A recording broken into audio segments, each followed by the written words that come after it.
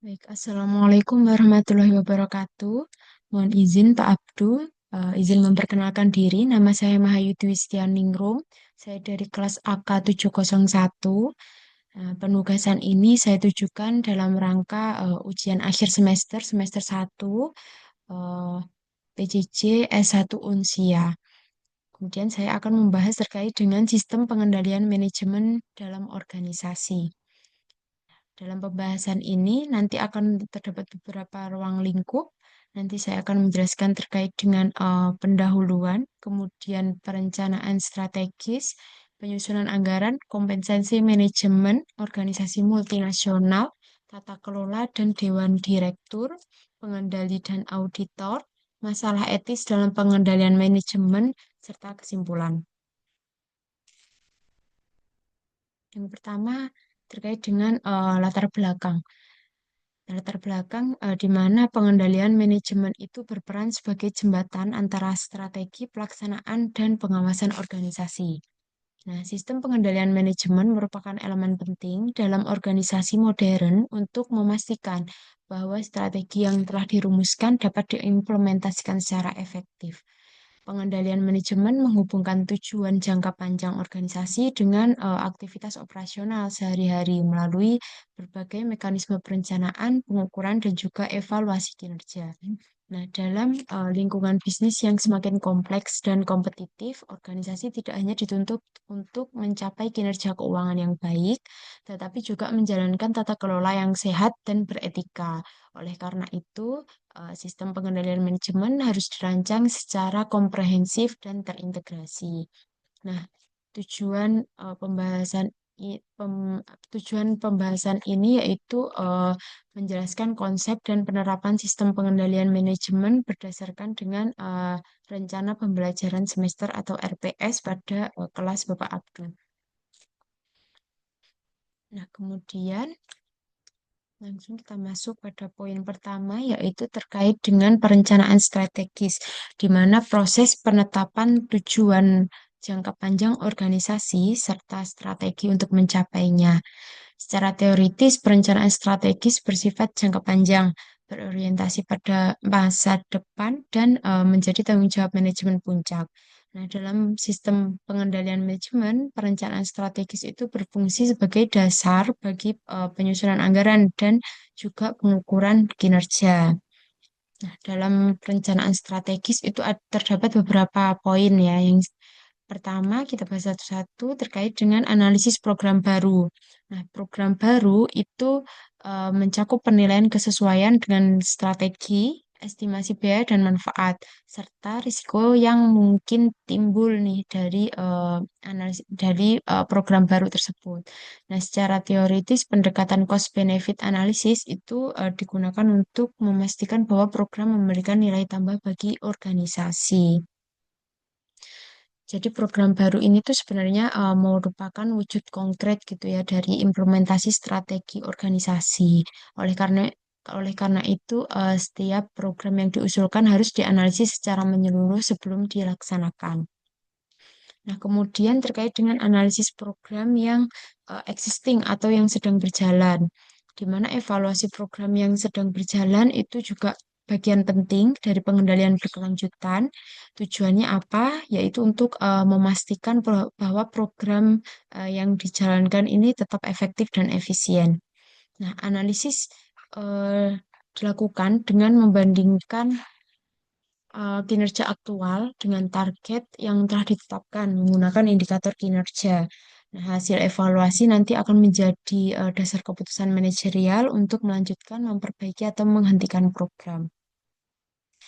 Jadi dapat disimpulkan evaluasi program yang existing ini itu menjaga konsistensi antara rencana dan pelaksanaan.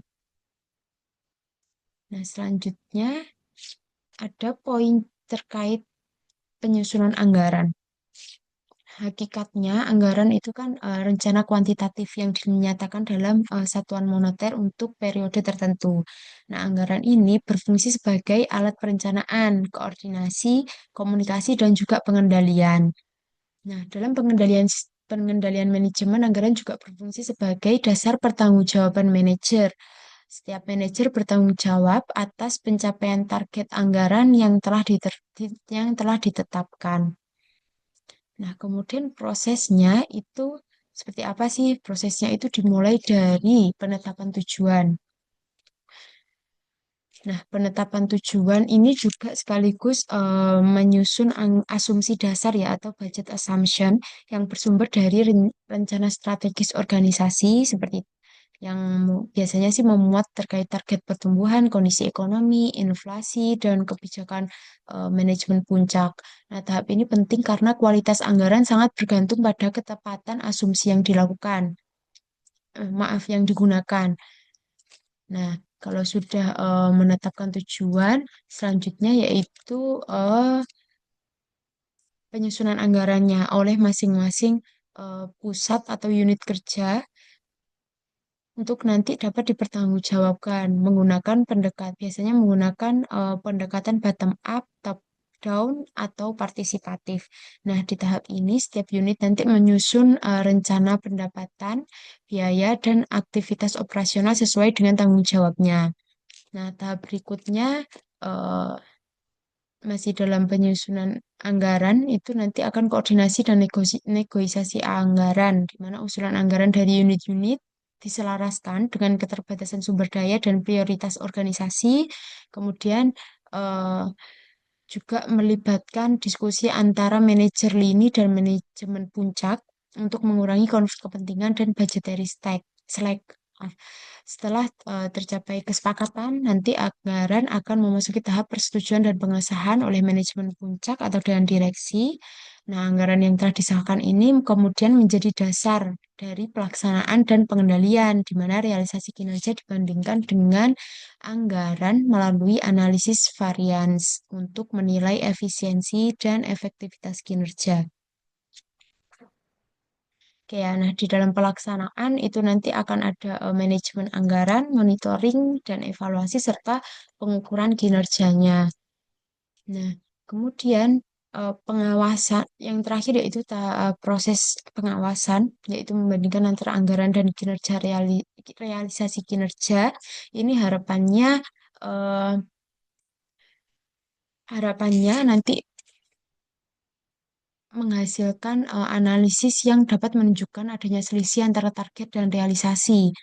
Nah, ini disebut juga dengan analisis variance. Nah, variance tersebut kemudian nanti akan diklasifikasikan menjadi variance yang menguntungkan atau favorable dan tidak menguntungkan atau unfavorable, serta dianalisis penyebabnya apakah berasal dari internal seperti inefisiensi operasional atau faktor eksternal seperti perubahan kondisi pasar. Oke, kemudian next ke sebentar, aspek keperilakuan dan laba residual sebagai alat pengukuran kinerja. Ini masih lanjutan dari tadi proses penganggaran. Nah, aspek keperilakuan ini apa sih? Gitu. Partisipasi dalam penyusunan anggaran itu dapat meningkatkan motivasi dan rasa memiliki. Namun, partisipasi juga berpotensi menimbulkan budgetary slack, yaitu kecenderungan menetapkan target yang mudah dicapai. Oleh karena itu, aspek keperilakuan ini perlu dikelola dengan baik.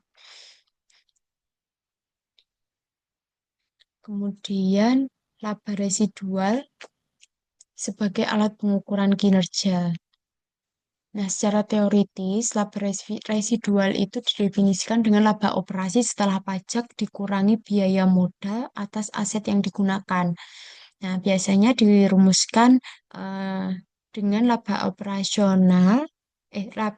residu sama dengan operasi atau operasional dikurangi dengan perkalian dari tarif biaya modal dikali aset operasional.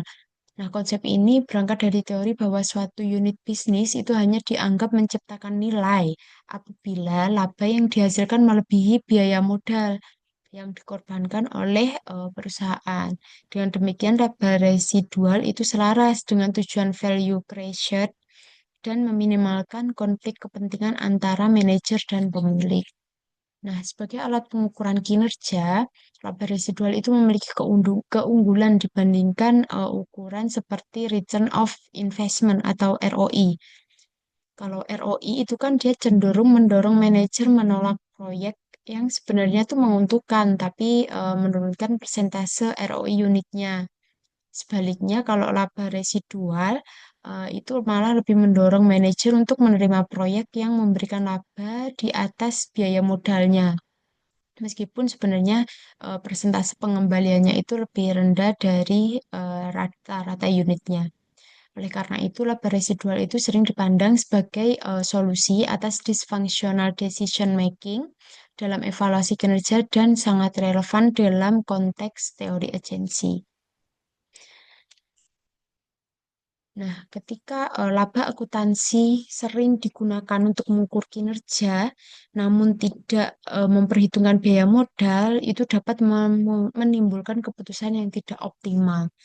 Sehingga laba residual ini diharapkan dapat mengatasi kelemahan tersebut nih dengan mengurangkan biaya modal dari laba operasi, sehingga mendorong manajer untuk menciptakan nilai ekonomi. Oke, kemudian poin selanjutnya yaitu terkait dengan kompensasi manajemen. Ada tiga hal dalam kompensasi manajemen ini. Yang pertama yaitu sistem insentif dalam organisasi. Sistem insentif itu kan secara teoritis didasarkan pada prinsip motivasi ekonomi dan teori agensi yang menyatakan bahwa individu akan merespons imbalan yang dikaitkan dengan kinerja nih. Insentif dapat berbentuk seperti finansial maupun non-finansial. Tapi juga dalam konteks pengendalian manajemen, insentif finansial itu kayak bonus, komisi, dan penghargaan berbasis kinerja biasanya paling sering digunakan. Nah, agar efektif, insentif harus dikaitkan dengan indikator kinerja yang relevan, dapat diukur dan berada dalam kendali penerima insentif. Nah, lebih lanjut, sistem insentif yang baik itu harus memperhatikan keseimbangan antara risiko dan imbalan atau risk-reward trade-off. Jika nanti target kinerjanya itu terlalu tinggi atau indikator kinerja tidak mencerminkan kontribusi nyata, sistem insentif ini justru dapat mendorong perilaku disfungsional, seperti manipulasi laporan atau fokus berlebihan pada tujuan jangka pendek gitu. Nah, oleh karena itu banyak organisasi mengkombinasikan nih ukuran kinerja keuangan dan non keuangan itu serta menerapkan konsep pay for performance yang disertai dengan pengendalian dan evaluasi yang berkelanjutan. Jadi insentif yang efektif itu nanti dapat meningkatkan kinerja dan keselarasan tujuan, namun desain yang buruk dapat mendorong perilaku oportunistik. Jadi insentif itu alat pengendalian sebenarnya, tapi harus dirancang dengan hati-hati. Kemudian karakteristik rencana kompensasi insentif. Nah, secara teoritis karakteristik utama rencana ini keterkaitan langsung dengan kinerja atau linkage. Indikator kinerja yang digunakan harus relevan dengan tujuan organisasi, dapat diukur secara objektif, dan berada dalam kendali penerima insentif. Penggunaan indikator yang tidak tepat dapat menimbulkan goal incongruence, di mana perilaku individu justru menyimpang dari kepentingan organisasi nih. Oleh karena itu, kalau banyak organisasi mengkombinasikan ukuran kinerja keuangan dan non-keuangan, sama seperti dengan sistem insentif tadi ya. Nah, kemudian karakteristik penting lainnya itu ada keadilan dan keterjangkauan target, fairness dan achievability. Target insentif yang terlalu tinggi itu nanti dapat menurunkan motivasi, sementara target yang terlalu rendah itu malah dapat mendorong budgetary slack dan menurunkan produktivitas dari SDM. Nah, selain itu, rencana kompensasi insentif itu harus mempertimbangkan risk sharing atau pembagian risiko gitu ya antara organisasi dan individu sendiri, individu SDM-nya. Nah, semakin besar ketidakpastian lingkungan, Semakin hati-hati organisasi dalam mengkaitkan insentif dengan hasil kinerja agar tidak membebani individu dengan risiko yang tidak dapat mereka kendalikan. Nah, kompensasi insentif yang baik itu harus adil, transparan, dan berbasis kinerja, dan dapat dikendalikan oleh manajer, di mana ukuran kinerja ini juga harus relevan dan dapat diukur. Kemudian teori agensi. Secara teoritis, teori agensi itu berangkat dari asumsi bahwa individu bersifat self-interest, rasional, dan cenderung memaksimalkan utilitas pribadinya. Dalam hubungan keagenan, prinsip mengharapkan agen itu bertindak untuk memaksimalkan nilai perusahaan. Sementara agen mungkin memiliki kepentingan pribadi seperti bonus, keamanan kerja, ataupun reputasi gitu. Nah, perbedaan tujuan ini diperparah juga dengan adanya asimetri informasi nih, di mana manajemen memiliki informasi yang lebih banyak dan lebih detail dibandingkan pemilik, sehingga membuka peluang terjadinya moral hazard dan adverse selection. Nah, untuk mengurangi konflik tersebut, organisasi menerapkan berbagai mekanisme pengendalian keagenan seperti sistem insentif berbasis kinerja, kontak kerja, kemudian pengawasan internal dan audit eksternal. Nah, kemudian biaya-biaya yang timbul dari upaya pengendalian ini disebut dengan agency cost yang terdiri dari biaya monitoring oleh prinsipal, biaya bonding oleh agent, dan residual loss akibat keputusan yang tidak sepenuhnya selaras. Nah, dalam konteks pengukuran kinerja, penggunaan indikator seperti laba residual atau ukuran berbasis nilai itu dianggap lebih efektif karena dapat menyelaraskan kepentingan agent dan prinsipal. Nah, teori agensi menjelaskan bahwa hubungan antara pemilik prinsipal dan manajemen atau agent, konflik konflik itu nanti akan muncul karena perbedaan kepentingan dan juga asimetri informasi tadi. Sehingga teori agensi ini bisa jadi dasar desain sistem pengendalian dan insentif. Oke, kemudian lanjut ke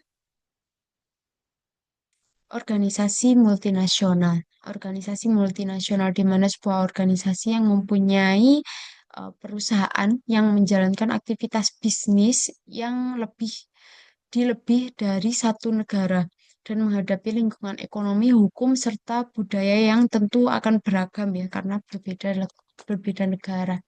Nah, organisasi multinasional ini sering menghadapi tantangan pengendalian yang lebih kompleks pastinya akibat dari perbedaan negara, budaya, dan juga mungkin regulasi.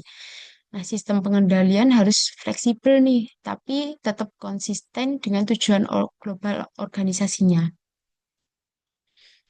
Jadi pengendalian global juga membutuhkan pendekatan yang adaptif seperti itu. Nah, ada nih beberapa tantangan pengendalian pada organisasi multinasional. Ada tiga yang bisa kita jabarkan. Yang pertama terkait dengan perbedaan budaya. Secara teoritis, salah satu tantangan utama organisasi multinasional adalah perbedaan budaya atau cultural difference yang mempengaruhi perilaku kerja dari SDM-nya, kemudian gaya kepemimpinan dan juga sistem pengendaliannya nih nanti perlu dibuat gitu. Nah, nilai-nilai budaya seperti individualisme, kemudian kolektivisme, jarak kekuasaan dan penghindaran ketidakpastian dapat mempengaruhi bagaimana anggaran nanti akan disusun, kinerja itu nanti bagaimana akan dievaluasi dan insentif seperti apa yang bisa diberikan gitu. Nah, oleh karena itu sistem pengendalian manajemen di organisasi multinasional harus bersifat adaptif, tidak dapat sepenuhnya diseragamkan di seluruh negara dalam organisasi multinasional itu.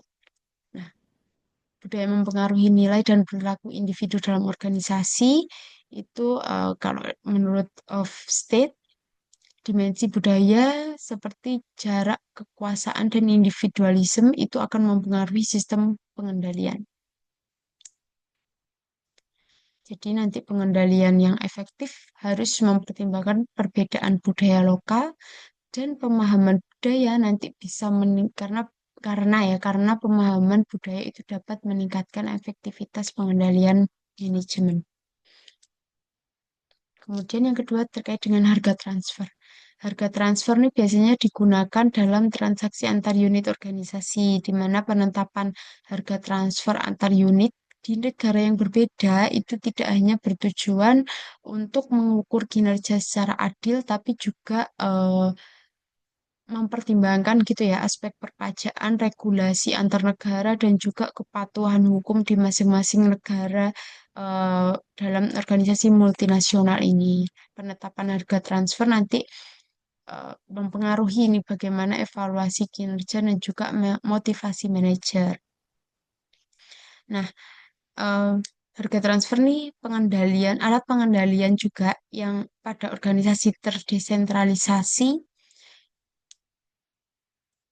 Tapi jika penetapannya tidak tepat, nanti dapat menimbulkan konflik antar unit. Gitu. Nah, kemudian nilai tukar mata uang, fluktuasi tentu kan akan dialami ya ketika organisasi itu multinasional dalam pembukuannya ataupun dalam antar transaksi nanti pasti akan ada fluktuasi nilai tukar di mana itu nanti akan mempengaruhi kinerja organisasi multinasional tersebut. Nah, perubahan nilai tukar dapat menyebabkan juga distorsi di laporan kinerjanya sehingga organisasi perlu menentukan nih apakah harus menggunakan kurs apa yang harus digunakan gitu ya dalam proses transaksi ini gitu. Apakah menggunakan kurs historis, kemudian atau kurs berjalan atau mekanisme lindung nilai atau hedging dalam nanti sistem pengendaliannya. Nah, sehingga manajemen nilai tukar itu sangat penting dalam pengendalian global di organisasi multinasional. Oke, selanjutnya terkait tata kelola dan dewan direktur. Tata kelola dan dewan direktur nih, konsepnya seperti apa sih sebenarnya? Jadi tata kelola perusahaan itu kan bertujuan untuk memastikan organisasi ini dikelola secara transparan dan akuntabel nih. Nah, tata kelola yang baik nanti harusnya itu dapat mendukung pengendalian manajemen. Nah, mekanisme tata kelola di sini ada beberapa komponen ya, yaitu yang pertama terkait dengan dewan direksi, kemudian komite audit, dan juga mungkin auditor. Oke, kita bahas satu persatu. Yang pertama yaitu terkait dengan Sarbanes-Oxley Act 2002. Nah, ini Sarbanes-Oxley Act yang mana tahun 2002 itu merupakan undang-undang di Amerika Serikat nih yang diterbitkan sebagai respons atas berbagai skandal akuntansi besar seperti Enron dan WorldCom yang meruntuhkan kepercayaan publik terhadap laporan keuangan perusahaan. Nah, SOX ini ya kita singkat XOX gitu ya, itu bertujuan untuk memperkuat tata kelola perusahaan, pengendalian internal dan akuntansi manajemen serta meningkatkan transparansi nih dan keandalan pelaporan keuangan. Nah, dalam konteks sistem pengendalian manajemen SOX ini tuh diharapkan jadi tonggak penting ya dalam penegakan pengendalian dan pengawasan perusahaan modern. Dalam SOX ini tuh juga mengatur sanksi pidana yang tegas atas manipulasi laporan keuangan dan penghancuran dokumen sehingga eh, meningkatkan gitu ya efek dari deteran deteran ya terhadap perilaku tidak etis. Dengan demikian SOX ini berfungsi sebagai mekanisme formal untuk mengurangi agency problem dan meningkatkan kepercayaan pemangku kepentingan. SOX Act ini diterbitkan juga untuk meningkatkan keandalan laporan keuangan dan meningkatkan akuntabilitas serta pengawasan. Nah, kemudian poin selanjutnya yaitu Dewan Direksi, di mana Dewan Direksi itu tadi sudah ada dasarnya, undang-undangnya gitu ya, secara internasional. Kemudian ini orang yang menjalankan nih, atau organ tubuh lain yang menjalankan tata kelola itu sendiri gitu. Di mana dia juga termasuk utama ya dalam struktur tata kelola perusahaan, di mana Dewan Direksi ini bertanggung jawab atas pengawasan dan juga pengarahan manajemen dalam menjalankan perusahaan.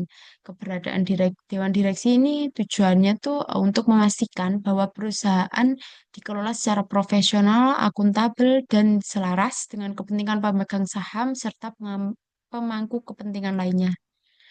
Kalau di dalam konteks sistem pengendalian manajemen, Dewan Direksi ini berperan sebagai mekanisme pengawasan tingkat tertinggi, di mana dia bertanggung jawab atas pengawasan manajemen dan penetapan arah strategis nih di dalam organisasi.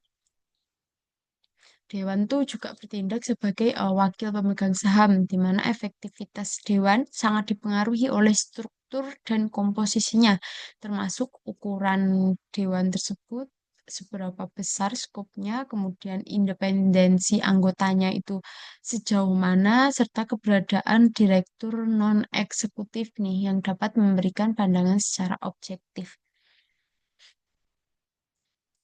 Kemudian eh, Dewan Direksi itu juga merupakan elemen kunci dalam menjaga keseimbangan antara pengawasan dan pengarahan strategis perusahaan. Dengan dewan yang independen, kompeten, dan aktif, itu mampu mengurangi konflik keagenan, meningkatkan kualitas pengambilan keputusan, serta memperkuat sistem pengendalian manajemen di organisasi. Sehingga sebenarnya dia mendukung tata kelola perusahaan yang baik dan penciptaan nilai jangka panjang. Next, kemudian ada komite audit. Komite audit ini komite khusus di bawah Dewan Direksi yang dibentuk untuk membantu menjalankan fungsi pengawasan terhadap proses pelaporan keuangan, pengendalian internal, dan aktivitas audit. Dalam konteks sistem pengendalian manajemen, komite audit ini berperan sebagai penghubung nih antara Dewan Direksi, manajemen, auditor internal, dan juga auditor eksternal. Tugas utamanya yaitu melakukan pengawasan, pengawasan utamanya terkait dengan integritas laporan keuangan, penilaian efektivitas sistem pengendalian internal, serta memantau manajemen risiko dan kepatuhan terhadap peraturan. Nah, agar efektif, komite audit ini harus terdiri dari anggota yang independen dan memiliki kompetensi di bidang akuntansi dan keuangan. Jadi, komite audit harapannya itu yang independen dan tidak ini ya, tidak bisa diintervensi, tidak ada intervensi dari manapun. Nah, dalam pengawasan auditor, komite audit dalam mengawasi auditor internal dan auditor eksternal, itu komite audit bisa berperan dalam merekomendasikan nih penunjukan auditor eksternal, menilai independensi dan kinerja auditor tersebut, serta memastikan bahwa temuan audit itu seluruhnya ditindaklanjuti oleh manajemen. Nah, dalam rangka regulasi seperti SOX tadi, peran komite audit itu diperkuat terutama dalam hal pengawasan, pengendalian internal, dan pelaporan keuangan, sehingga meningkatkan kepercayaan pemangku kepentingan terhadap perusahaan. Oke, kemudian kompensasi hubungan nih, keterkaitan atau hubungan antara kompensasi, pengendali, dan auditor. Secara teoritis kan tadi ya, kompensasi itu berfungsi sebagai mekanisme motivasi dan penyelarasan kepentingan yang dasarnya itu dari teori agensi, di mana insentif digunakan untuk mendorong manajer bertindak sesuai kepentingan pemilik. Agar kompensasi ini berbasis kinerja itu kan dapat diterapkan secara adil dan efektif, diperlukan informasi kinerja yang akurat dan juga objektif. Nah, peran dari pengendali atau controller itu sebagai penyedia informasi keuangan dan keuangan yang dibutuhkan oleh tadi untuk kompensasi baik keuangan maupun non-keuangan melalui penyusunan anggaran, pelaporan kinerja, serta analisis variance yang tadi sudah dijelaskan. Nah, pengendali di sini nanti juga memastikan nih bahwa ukuran kinerja yang digunakan sebagai dasar kompensasi itu benar-benar mencerminkan kontribusi manajerial. Jadi tidak ada ketimpangan ya dari apa yang kita berikan, apa yang SDM berikan itu pantas mendapatkan sesuatu suatu kompensasi dari manajer. Sementara auditor nanti auditor itu berperan sebagai tadi mekanisme pengawasan yang independen nih, di mana dia harus memastikan keandalan informasi dan efektivitas dari pengendalian internal. Nah, auditor internal ini membantu manajemen untuk mengevaluasi proses pengendalian dan manajemen risiko, sedangkan auditor eksternal nanti memberikan keyakinan kepada pemangku kepentingan atas kewajaran laporan keuangan. Jadi keduanya saling menguatkan gitu ya, dari sisi internal maupun dari sisi eksternal, saling melengkapi. Nah, dengan adanya auditor, nanti potensi manipulasi kinerja untuk kepentingan kompensasi pribadi itu harapannya dapat diminimalkan. Nah, jadi dengan integrasi ketiga fungsi ini gitu kan, kompensasi, pengendali, dan auditor itu nanti harapannya bisa membentuk suatu sistem pengendalian yang saling melengkapi gitu. Kompensasi nanti dapat mempengaruhi perilaku SDM di organisasi, kemudian pengendali ini menyediakan informasi untuk dasar pemberian kompensasi, dan auditor menjaga integritas serta akuntabilitas sistem secara keseluruhan. Oke.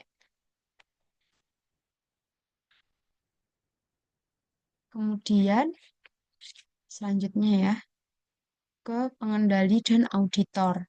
Perannya apa gitu ya? Peran pengendali tadi. Pengendali itu bertanggung jawab atas pelaporan secara manajerial, anggaran, dan analisis kerja. Di mana nanti pengendali mendukung gitu ya, supporting dalam pengambilan keputusan dengan data-data ataupun pelaporan yang dia miliki. Nah, fokusnya sih lebih ke tadi penyediaan informasi keuangan dan non keuangan gitu ya, untuk baik untuk perencanaan, pengendalian maupun pengambilan keputusan manajerial. Peran pengendali ini sebenarnya lebih ke bersifat internal ya, dan preventif, di mana membantu manajemen mengarahkan aktivitas agar tetap sesuai dengan tujuan organisasi. Jadi dia selama berjalannya proses itu dia yang mengiringi gitu ya. Oleh karena itu pengendali itu harus menjaga objektivitas dan juga independensi fungsionalnya meskipun berada di dalam suatu organisasi. Sebenarnya perannya itu ya ya bukan operasional sih, lebih benar dia menyediakan apa ya, menyediakan dukungan gitu ya, dan dukungnya itu bukan yang bersifat operasional tapi lebih ke bersifat informatif gitu. Kemudian kalau peran auditor tadi dia sebagai unit pengawasan gitu ya, yaitu memastikan efektivitas pengendalian dan kewajaran laporan keuangan. Dan juga auditor nih bisa memberikan rekomendasi perbaikan ketika ada ketidaksesuaian antara apa yang telah dijalankan oleh manajemen dengan aturan, nanti dia dapat apa ya, hasil evaluasinya dapat memberikan, berdasarkan hasil evaluasi tersebut itu auditor dapat membantu manajemen gitu ya dengan memberikan rekomendasi perbaikan baik dari sistem maupun proses. Kalau untuk auditor internal, kalau untuk auditor eksternal lebih ke memberikan opini independen ya, karena dia eksternal jadi tidak terpengaruh oleh eh, dari manajerial tersendiri gitu ya, dari lingkup organisasi, karena dari eksternal dia lebih bisa memberikan opini independen gitu ya kepada para pemangku kepentingan gitu. Kalau dalam perspektif teori agensi tadi, auditor nih diharapkan gitu ya, ketika fungsi, dapat berfungsi secara optimal itu bisa mengurangi asimetri informasi dan juga meningkatkan kepercayaan antara manajemen dengan pemilik gitu, dan juga memastikan bahwa informasi yang disajikan itu oleh manajemen itu dapat dipercaya. Jadi lebih ke akuntabilitas sih. Sehingga nanti dia harapannya auditor ini dapat memperkuat keandalan sistem pengendalian. Oke, next terakhir terkait dengan masalah etis dalam pengendalian manajemen. Nah, masalah etis ini isu krusial ya dalam pengendalian manajemen karena sistem pengendalian itu kan tidak hanya mengatur kinerja dan juga perilaku, tapi juga membentuk nilai dan norma dalam organisasi tersebut gitu. Nah, ketidaktepatan desain atau penerapan pengendalian ini dapat mendorong perilaku disfungsional dan praktik tidak etis gitu ya, meskipun target kinerja secara formal tuh bisa dicapai gitu, tapi tetap memungkinkan munculnya perilaku tidak etis gitu. Oleh karena itu, analisis etis itu jadi bagian penting nih dalam memastikan bahwa pencapaian tujuan organisasi dilakukan secara bertanggung jawab. Yang pertama, ada beberapa poin ya. Yang pertama yaitu terkait dengan pentingnya etika dalam pengendalian. Pentingnya etika dalam pengendalian manajemen itu terlihat dari kemampuannya mencegah perilaku disfungsional itu muncul gitu ya. Semisal dari akibat mungkin nih akibat tekanan kinerja dan juga insentif finansial gitu ya. Nah, sistem pengendalian ini itu kalau dia berorientasi semata-mata pada hasil kuantitatif, seperti laba atau pencapaian anggaran, itu bisa mendorong gitu, malah mendorong manipulasi laporan atau budgetary slack dan juga pengambilan keputusan jangka pendek. Nah, kalau dalam kerangka teori agensi, etika itu berfungsi sebagai mekanisme pengendali non-formal untuk mengurangi konflik kepentingan antara prinsipal dan agen yang tidak sepenuhnya dapat diatasi oleh kontrak dan pengawasan formal gitu ya. Ini kan uncontrollable gitu, suatu perilaku gitu, masing-masing dari masing-masing pribadinya gitu ya. Nah, selain itu ya etika tuh bisa memperkuat efektivitas pengendalian internal ya dengan menanamkan kesadaran moral nih di masing-masing individu terhadap tanggung jawab profesionalnya. Budaya etis yang kuat itu bisa didukung, diduk, bisa terjadi itu ketika didukung oleh kepemimpinan yang memberikan teladan. Jadi pemimpinan ini bisa jadi role model gitu ya. Akan juga meningkatkan kepatuhan terhadap prosedur dan mengurangi ketergantungan pada pengawasan yang ketat gitu. Nah, dengan demikian ya etika itu berperan sebagai pelengkap sistem pengendalian secara formal ya sehingga eh, organisasi itu mampu mencapai tujuan secara berkelanjutan dan bertanggung jawab. Jadi ya etika itu fondasi pengendalian manajemen karena keputusan manajerial itu biasanya memiliki implikasi etis gitu. Jadi etika ini jadi dasar kepercayaan organisasi. Ketika pengendalian yang baik itu harus mendorong perilaku yang etis. Seperti itu. Kemudian penyebab perilaku tidak etis ini apa sebenarnya? Nah, perilaku tidak etis itu banyak ya pemicunya. Mungkin beberapa hal yang sering kita temui itu seperti tekanan target, insentif yang salah, ataupun lemahnya pengawasan. Bisa juga dari lemahnya pengawasan. Nah, salah satu penyebab utama adanya tekanan tadi, tekanan pencapaian target kinerja yang berlebihan. Ketika sistem pengendalian menekankan pencapaian anggaran, laba, ataupun indikator keuangan, jangka pendek secara kaku, individu itu cenderung mencari cara untuk memenuhi angka. Jadi proses itu belakangan gitu. Yang penting angkanya tercapai. Meskipun harus melanggar tadi ya, melanggar prinsip etika. Gimana pun caranya akan ditempuh untuk memenuhi angka itu gitu. Sehingga ada potensi untuk melanggar eh, prinsip etika tadi, seperti memanipulasi laporan atau menunda pengakuan biaya gitu ya. Nah, kondisi ini dikenal dengan dysfunction behavior, kebiasaan yang melenceng lah ya, yang sering dijelaskan dalam kerangka manajemen kontrol sistem atau MCS. Nah, faktor lain itu asimetri informasi dan konflik kepentingan. Sebagaimana dijelaskan tadi dalam teori agensi, agent itu memiliki informasi yang lebih banyak dibandingkan prinsipal, sehingga berpotensi bertindak demi kepentingan pribadi nih, seperti memperbesar bonus atau mempertahankan posisi gitu ya, dengan mengorbankan kepentingan organisasi. Nah, perilaku ini semakin diperparah juga jika pengawasannya itu lemah dan sistem insentif tidak selaras dengan tujuan jangka panjang di organisasi.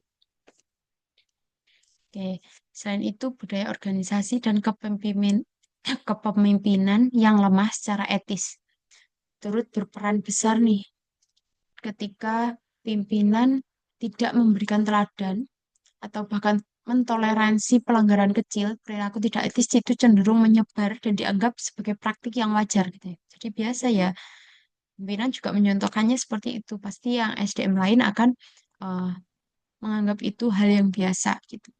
Ketiadaan kode etik, pelatihan etika, serta mekanisme pelaporan penganggaran atau whistleblowing system itu nanti bisa memperbesar peluang terjadinya penyimpangan itu. Kemudian yang kedua terkait dengan yang terakhir mohon maaf, pengendalian dan penyebaran etika. Kaitannya seperti apa? Pengendalian umum itu kan berfungsi sebagai mekanisme pencegahan dan deteksi terhadap penyimpangan perilaku. Nah, bentuk pengendalian ini itu meliputi penyusunan kode etik dan juga pedoman perilaku. Salah satu bentuk pengendaliannya pemisahan fungsi, kemudian fungsi dan wewenang gitu ya, segregation of duties, dan sistem otorisasi, dan juga dokumentasi yang memadai, serta penerapan pengendalian internal yang konsisten nih. Nah, selain itu kan keberadaan sistem pelaporan pelanggaran atau whistleblowing system tadi, dan juga pengawasan yang independen dari auditor internal maupun eksternal, itu memperkuat akuntabilitas serta meningkatkan transparansi dari organisasi. Nah, di sisi lain nih, penyebaran etika itu eh, kan membentuk kesadaran dan komitmen individu terhadap nilai moral organisasi. Ketika penyebaran etika itu dilakukan melalui kepemimpinan yang memberi teladan, tadi pemimpin jadi role model, itu komunikasi nilai secara berkelanjutan, kemudian serta pelatihan etika bagi karyawan dan manajer, itu bentuk-bentuknya ya, maksudnya dapat dilakukan penyebaran etika itu dapat dengan beberapa kegiatan tersebut itu. Nah, integrasi etika ke dalam sistem penilaian kinerja dan juga kompensasi itu penting gitu agar perilaku etis itu dihargai secara nyata, bukan hanya dinyatakan secara normatif aja. Nah, dengan demikian, etika ini tidak hanya menjadi aturan tertulis, tapi juga menjadi bagian dari budaya organisasi itu. Secara keseluruhan, pengendalian umum dan penyebaran etika itu saling melengkapi dalam menciptakan sistem pengendalian manajemen yang efektif. Nah, pengendalian umum itu memberikan batasan dan pengawasan secara formal, sementara penyebaran etika itu nanti menanamkan secara moral gitu ya, kesadaran moral internal dari masing-masing SDM itu gitu. Nah, kombinasi keduanya nih memungkinkan organisasi nanti mencapai kinerja optimal tanpa mengorbankan integritas dan keberlanjutan. Oke, jadi pengendalian dan penyebaran etika ini saling memperkuat gitu ya. Oke, setelah selesai pemaparan dari saya, jadi dapat disimpulkan sistem pengendalian manajemen itu merupakan sistem terintegrasi yang mencakup strategi, anggaran, kinerja, tata kelola, dan juga etika, di mana seluruh elemen tadi yang sudah saya jelaskan itu saling berkaitan. Pengendalian yang efektif nanti akan mendukung pencapaian tujuan organisasi secara berkelanjutan dan juga bertanggung jawab. Jadi, pengendalian manajemen yang baik adalah kunci keberhasilan organisasi. Oke, terima kasih. Sekian penyampaian materi dari saya. Semoga saya dapat mendapatkan hasil yang maksimal dari penugasan ini. Sekali lagi saya ucapkan mohon maaf apabila ada kesalahan dalam penyampaian materi. Kurang lebihnya saya mohon maaf. Terima kasih. Wassalamualaikum warahmatullahi wabarakatuh.